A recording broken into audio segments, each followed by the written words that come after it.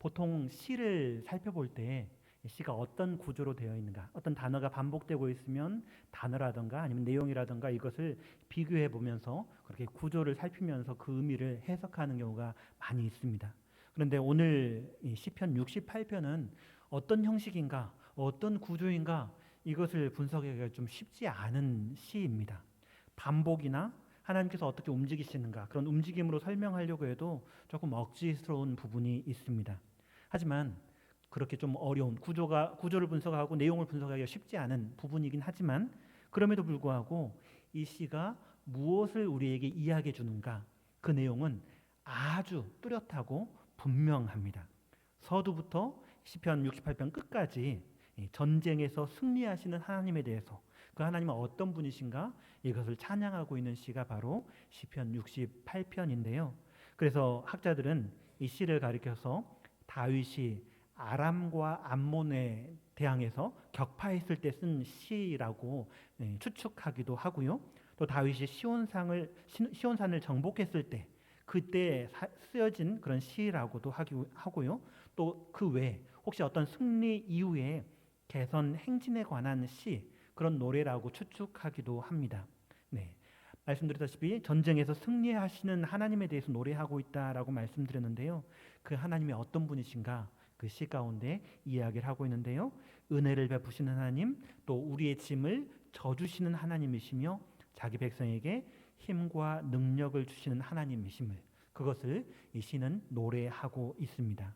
오늘은 이 시편 68편 가운데 앞부분만 제가 1절부터 10절까지만 읽었는데요. 그렇게 앞부분만 살펴볼 건데 시인은 특별히 그 하나님께서 전쟁에서 승리하신 하나님께서 가난한 자를 위해 은택을 선한 것을 준비하셨다라고 그렇게 노래하고 있습니다. 먼저 1절 말씀에 이렇게 기록하고 있습니다. 하나님이 일어나시니 원수들은 흩어지며 주를 미워하는 자들은 주 앞에서 도망하리이다라고 말씀합니다. 시인은 하나님이 거룩한 용사로 일어나시면 의인과 악인의 운명이 역전될 것을 확신하면서 속히 일어나 주시기를 개입해 주시기를 그렇게 기원하고 있습니다. 왜냐하면 하나님께서 살아계시다라는 것 분명히 온 우주 만물을 창조하신 하나님께서 살아계시다라는 하나님의 살아계심이라는 그것은 주를 의지하는 자들에게는 구원이 될 것이고요. 주님을 미워하고 배척하는 이들에게는 심판이 될 것이기 때문입니다. 여기서 시인은 두 가지 비유를 통해서 악인들의 최후를 묘사하고 있는데요. 바람 앞에 몰려가는 연기와 불 앞에서 녹아내리는 미리 바로 그것입니다. 2절에서 그것을 이야기해 주고 있는데 바람이 불면 어떤 연기가 자욱하게 피어났더라도 바람이 샥 불어버리면 어떻게 되나요? 금방 사라져버리죠. 자욱했던 연기를 할지라도 집안에 자욱했던 연기를 할지라도 창문을 열고 창문 밖에서 바람이 쑥 들어오면 언제 있었는지 모르게 연기가 싹 사라져버리고 맙니다. 또 뿐만 아니라 2절 뒤쪽에 불 앞에 밀이 녹음같이라고 할 때 밀은 밀랍, 양초의 재료가 되는 밀랍을 이야기하는 겁니다. 그래서 불이 일어나면 그 앞에 양초는 어떻게 되나요? 금방 양초는 천천히 타게 만들어져 있지 않습니까? 그런데 조금이라도 센 불이 일어나면 금방 언제 있었는지 모르게 사라져 버리는 것이 바로 밀입니다. 시인은 이 땅에서 기고만장하던 악인들이 마치 자기 세상인 것처럼 모든 것이 자기 것인 것처럼 막 행하고 자기 자신만만하게 행동하던 그런 악인들이 하나님께서 임하시기만 하시면 어떻게 될 것인가? 연기가 자욱했다가 바람이 불면 싹 사라지는 것처럼 밀이 있다가 녹아 없어지는 것처럼 그렇게 될 것이다 라고 이야기하고 있는 것입니다. 흩어지고 도망하고 몰려가고 망하게 된다. 1절과 2절에서 반복되는 그런 표현들인데요. 이 표현이 모두 다 대적들의 완전한 패배를 우리에게 이야기해주고 있습니다. 그들은 불 앞에 두면 금방 녹아버리는 밀처럼 양초처럼 하나님의 위엄과 능력 앞에 철저하게 완전하게 무너지고 스스로 파멸하게 될 것을 우리에게 이야기하고 있습니다. 특별히 앞이라는 표현, 하나님 앞이라는 표현은 히브리어로는 파님이라는 단어인데요. 얼굴, 하나님의 면전 그런 의미를 품고 있습니다. 그러니까 사람의 얼굴은 이 사람의 얼굴을 보면 이 사람은 어떤 사람인가, 이 사람은 어떤 사람인가 금방 알아차리는 것처럼 이 하나님의 얼굴은 그 하나님께서 어떠한 분이신가, 하나님의 위엄과 능력을 포함하는 표현이 바로 하나님 앞이라는 표현입니다. 다시 말해서 의인의 운명 그리고 악인의 운명, 그 의인과 악인의 전쟁, 세상에 벌어지고 있는 그런 전쟁의 승패는 어디에 달려 있는가? 바로 하나님 앞, 하나님께 달려 있다라는 것을 이야기해 주는 것입니다. 바로 그 하나님께서 개입해 주실 것이고요, 그 하나님께서 일어나 주실 것이기 때문에 3절처럼 의인은 기뻐하고 즐거워할 수 있는데요. 여기 3절과 4절 말씀 함께 읽어봤으면 좋겠습니다. 68절 3절과 4절 시인이 노래하고 있는 의인은 또 어떻게 할 것인가? 같이 한번 3절과 4절 함께 읽겠습니다. 의인은 기뻐하여 하나님 앞에서 뛰놀며 기뻐하고 즐거워할지어다. 하나님께 노래하며 그의 이름을 찬양하라. 하늘을 타고 광야에 행하시던 이를 위하여 대로를 수축하라. 그의 이름은 여호와이시니 그의 앞에서 뛰놀지어다. 아멘. 그렇습니다. 하나님께서는 하늘에서 강림하시는 전능한 왕이십니다. 또 자기 백성을 위해 싸우시는 거룩한 용사이십니다. 그렇게 강하고 힘센 하나님에 대해서 묘사하는 동시에 또 그 하나님은 어떤 분이신가? 이어지는 4절부터 6절까지는 그 하나님이 어떤 분이신가? 자기 백성을 사랑으로 보살피시는 자비로운 왕으로 시인은 묘사하고 있습니다. 분명히 앞에서 전쟁에서는 당할 자가 없는 강력한 용사이시지만 자기 백성들, 그의 백성들에게는 한없이 따사로운 긍휼을 베푸시는 왕이 바로 우리 하나님이시라는 것입니다. 시인은 이어지는 표현에서 하나님께서 이스라엘을 바로의 압제에서 건지시고 또 광야에서 인도하신 그 하나님으로 묘사하는데요, 그분이 바로 고아의 아버지요 과부의 재판장이시다라고 그렇게 우리에게 소개하고 있습니다. 이런 표현 가운데는 약자를 도우시고 보호하시고 공의로 판단해 주시는 이 하나님의 성품이 드러나 있습니다. 우리 하나님은 전능하신 왕, 거룩하신 용사, 강력한 용사이시지만 그냥 거룩한 처소에 홀로 앉아서 그냥 가만히 앉아서 군림하시는 분이 아니라 소외된 고아에게는 아버지가 되어주시고 힘없는 과부에게는 공의로운 재판장이 되어주시며 또 의로운 자에게는 그 의로운 자가 살아가면서 때론 힘들고 어려움을 겪을 수 있지만 그들에게 보금자리를 마련해 주시고 또 갇힌 자는 이끌어내어 형통케 하시는 분이 바로 우리 하나님이심을 시인은 이야기하고 있습니다. 특별히 여기서 가난한 자, 고독한 자, 갇힌 자는 세상에서 약자를 이야기하고 있지만 1차적으로는 먼저 하나님의 보호를 받고 있는 하나님의 백성 이스라엘을 가리키는 표현입니다. 열방 속에서 이스라엘은 하나님에 의해 하나님의 가족으로 인도되어지고 하나님의 손길이 필요한 진정한 약자, 하나님께서 돌보시는 진정한 약자임을 이야기하고 있습니다. 그러니까 다시 말하자면 하나님은 강자의 하나님이 아니라 약자의 하나님이시고요, 가난한 자의 하나님, 고아의 아버지이시며 과부의 재판장 되시는 하나님이 바로 우리 하나님이심을 시인은 이 시에서 노래하고 있습니다. 그러면 어떻게 하나님께서 반드시 일어나실 것을, 반드시 개입하셔서 의인을, 약자를 도우시고 보호하실 것을 확신할 수 있는가? 이것에 대해서 우리는 의문을 가질 수 있습니다. 이미 4절에서 광야에서 행하시던 이로 하나님을 기억했는데요, 이제 7절부터 다시 광야에서 이스라엘에게 은혜를 베푸셨던 하나님을 시인은 회고하고 있습니다. 7절에 보시면 광야에서 행진하셨을 때를 이야기하고 있고요, 또 8절을 보시면 시내산에서 임재하셨을 때, 다시 9절에서는 주의 기업에서, 다시 말하자면 하나님께서 기업으로 주신 이 가나안 땅에서 일을 회고하면서 그 하나님을 기억하고 있습니다.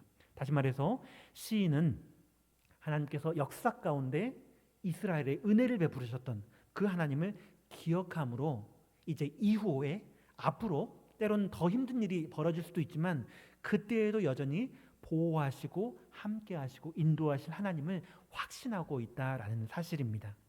먼저 광야에서 하나님의 일어나심이 어떠했습니까? 여러 번 말씀드렸지만 광야는 하나님의 보호와 도움이 없이는 지나갈 수 없는 굉장히 불안하고 두려운 곳이 바로 광야입니다. 낮에는 너무나 뜨겁고 40도가 넘어가고요. 땀이 났는데 땀이 난 줄 모를 정도로 땀이 금방 증발해버리는 굉장히 건조하고 더운 고온의 날씨. 그리고 밤에는 또 어떻습니까? 엄청 춥습니다. 네, 외투 여름에 갔는데 낮에는 엄청 더워가지고 반팔에다가 또 자외선 차단하는 뭐 이런 걸 끼고 서로 달아다녔는데 밤이 되니까 이제 파카를 입어야 될 정도로 춥고 그런 곳이 바로 광야입니다. 또 식량을 구하기는 어떨까요? 굉장히 힘든 곳이 바로 그곳이고요. 식수를 구하기도 쉽지 않은 곳입니다. 또 뱀과 같은 독이 있는 뱀과 같은 그런 야생 동물의 위협이 있는 곳이 바로 광야입니다.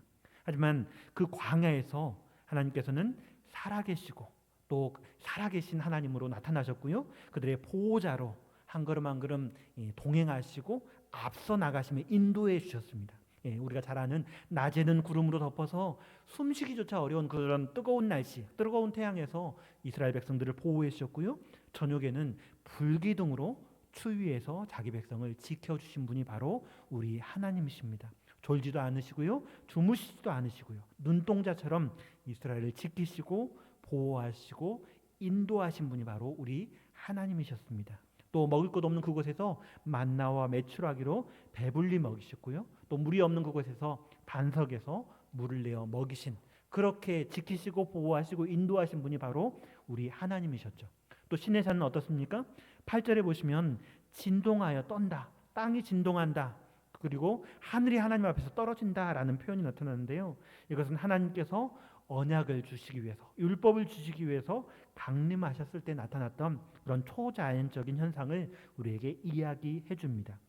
특별히 출애굽기 19장에서 그것을 기록하고 있는데요. 그렇게 하나님의 임재에 동반된 이런 현상들은 도저히 감당할 수 없는 굉장히 두렵고 떨린 사건이지만, 그럼에도 불구하고 그 하나님께서 이스라엘에게 먼저 다가와 주셨음을 우리에게 보여줍니다. 그 하나님께서 이스라엘이 하나님이 되어주셨고요, 이스라엘의 왕이 되어주셨고요, 하나님의 법, 하나님의 백성들이 살아갈 하나님의 법을 이스라엘에게 주셨음을 우리는 잘 알고 있습니다.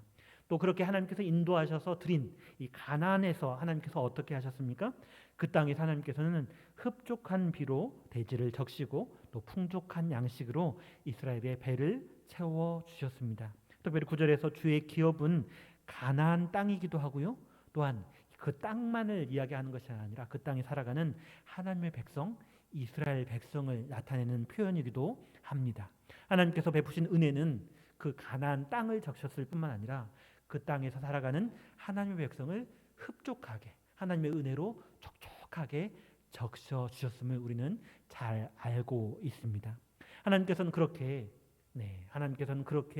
광야에서도 또 가나안 땅에서도 또 시내 산에서도 그렇게 하나님께서는 어떠한 열악한 상황, 어떤 조건이라도 생명을 풍성하게 하는 그런 도구로, 그렇게 열악한 환경을 오히려 뒤바꿔서 풍성하게 하는 도구로 사용하셨고요, 암담하고 어려운 형편을 구원의 현장으로 바꾸어 주셨던 분이 바로 우리 하나님이셨습니다. 시인은 이것을 차근차근 이스라엘 역사 가운데 하나님을, 살아계시고 함께 하신 하나님, 역사 가운데 그렇게 은혜 베풀어 주셨던 하나님을 하나씩 짚어가면서 기억하고 있는 것입니다.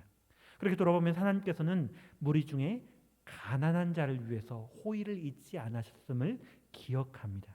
하나님께서는 힘들고 애굽에 압제받았던 이스라엘 백성들, 고통 가운데 신음했던 이스라엘 백성들을 돌아보시고 그들을 지켜주시고 함께 하셨던, 그들에게 호의를 베풀어 주셨던 그 하나님을 시인은 잘 기억하고 있는 것이죠.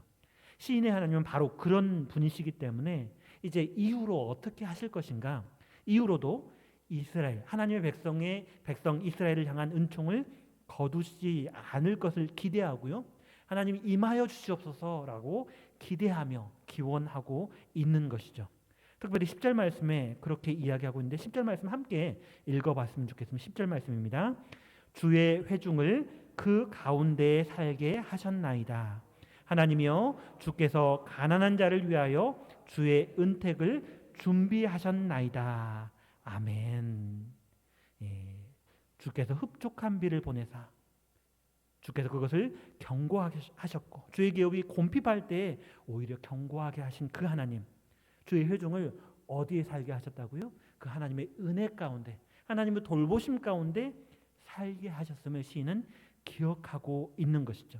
애굽의 노예가 되었던 이스라엘을, 박해와 고난을 겪던 그런 약자 이스라엘을 주의 회중, 하나님의 백성으로 삼아 주셨고요.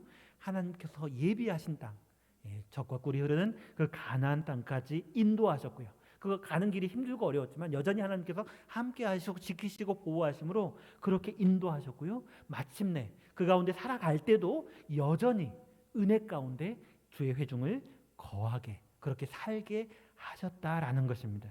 하나님께서는 가난한 자 이스라엘을 위해서, 가난한 자 주의 백성을 위해서 주의 은택, 주의 선하심을 예비하시고 마침내 베풀어 주신 분이 바로 우리 하나님이십니다.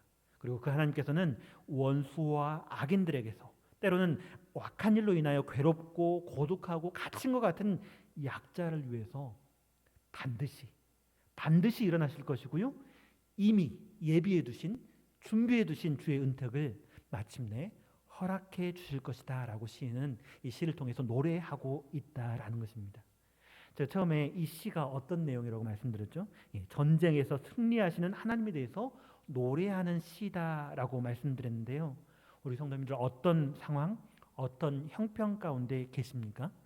시련 중에 계실 수도 있고요. 어쩌면 이미 시련에서 이겨내고 승리한, 주의 은혜 가운데 기쁘고 즐거운 삶을 살아가시는 분도 계시겠지만, 그렇지 않은 아직까지 힘들고 어려운 상황, 인생의 시련의 날을 경험하시는 분들도 계실 것입니다. 하지만 인생에서 시련의 날은 단지 괴롭고 고통, 어려운 날, 그것으로 끝나는 것이 아니라, 또는 그 힘들고 어려운 상황 가운데 하나님께 실망하고 그분에 대해서 외면하고 하나님께 원망할 그런 시기가 아님을 오늘 시인은 이야기해주고 있습니다. 그런 힘들고 어려운 날, 그날은 오히려 우리 하나님을 새롭게 발견하고, 이제까지 나를 어떻게 인도하여 가셨는가, 우리에게 어떤 은택을 베풀어 주시고 또 지금도 여전히 은택을 베푸시려고 준비하고 계신, 예비하고 계신 그 하나님을 기억하고 살아계신 주권자로 경험할 때가, 우리 인생의 시련의 날, 고통의 날, 그날이 단지 그런 고통, 신음할 그날이 아니라 하나님을 기억할 날임을 오늘 시인은 이야기해주고 있습니다. 시인은 그렇게 삶의 난제 속에서, 전쟁과 같은 그런 상황 가운데서, 이해할 수 없는 인생의 어려움 가운데서 시인은 이렇게 반응하고 있는데요. 우리 성도님들은 힘들고 어려울 때 어떻게 반응하십니까? 오늘 본문의 시인처럼 이제까지 나를 이끌어 오신 하나님을 기억하시고 하나님의 은혜에 찬양하시는 우리 성도님 되시기를 소원합니다. 은혜는 우리를 겸손하게 하고요. 또 은혜에 대한 기억은 우리를 겸손의 사람이 되게 하셔서 믿음으로 살아갈 수 있도록 그렇게 이끌어 주실 것입니다. 제가 이렇게 말씀을 전하지만 저는 그렇지 못한 모습이 참 많았던 것 같습니다. 삶의 어려운 문제 겪을 때마다 회피하고 싶은 마음, 잊어버리고 싶은 마음, 내팽개치고 모른 척하고 싶은 마음, 그런 마음들이 참 많았고요. 때로는 속상해할 때, 내가 원하지도 않았는 이 힘든 일을 왜 내가 겪고 있는가, 그것에 대해서 스스로 속상할 때가 많았음을 돌아보게 되었습니다. 하지만 그럼에도 불구하고 오늘 말씀을 통해서 비춰보니까 내가 기억해야 될 것이 무엇인가, 처음부터 부족하고 연약했던 어리석은 저를 위해서 예수 그리스도께서 나를 위해서 생명까지 내어주시고, 또 한 걸음 한 걸음 인생의 굽이굽이 힘들고 어려운 순간순간마다 여전히 함께 하시고, 또 하나님의 사람을 통해서 붙잡아 주시고 함께 해주시고 인도해 주셨던 그 하나님, 그 하나님을 내가 기억해야 되겠구나 하는 그 생각을 오늘 말씀을 살피면서 다시 한번 생각해 보게 되었습니다. 때로는 암울해 보이고 때로는 힘들어 보이는 상황 속에서 무엇을 바라봐야 할 것인가, 이제까지 나를 인도해 주신 그 하나님, 그리고 지금 힘들고 어려운 상황 가운데 있지만 그럼에도 불구하고 은택을 예비하시고 준비하시고 베풀으시려고 이제 기다리고 계시는 우리 하나님, 또 마침내 때가 되어서 일어나시고 나의 삶에 개입해 주실 그 하나님 기억하고 감사하며 찬양하며 또 그 앞에 믿음으로 서야 될 것을 생각해 보게 되었습니다. 제가 말씀 외에 찬송할 찬송가로 찬송가 406장을 골라두었는데요. 네, 이 찬양에 그런 내용을 노래하고 있습니다. 영혼이 공고해지더라도 인생의 풍랑 속에 살아간다 할지라도 또 친구들이 나를 버리고 나의 믿음이 연약해진다 할지라도 주님의 은혜를 기억하고 주님의 영원한 팔을 의지할 때 요동하지 않는 그런 믿음의 사람으로 설 것을 그렇게 노래하고 있는데요. 오늘 무슨 날인가요? 특별히 맥주 감사 주일로 하나님께 예배드렸는데 네, 우리가 어떻게 살아가야 할 것인가? 지난 시간 동안 하나님께서 나에게 베풀으신 그 특별한 은혜, 놀라운 구원의 은혜뿐만 아니라 인생의 구비구비 가운데 여전히 함께 하시고 붙잡아 주시고 인도해 주신 그 하나님의 은혜를 잘 돌아보시고 기억하는 한 주간이 되기를 소원합니다. 우리 풍암전원교회 모든 성도님들이 오늘 말씀에 시인이 그렇게 노래하는 것처럼 하나님의 은혜를 기억하고 또 앞으로 주실 하나님의 은택을 바라보는 그로 말미암아 한 걸음 한 걸음 믿음의 삶을 믿음의 걸음을 걸어가시는 우리 풍암전원교회 모든 성도님 되시기를 간절히 축원합니다.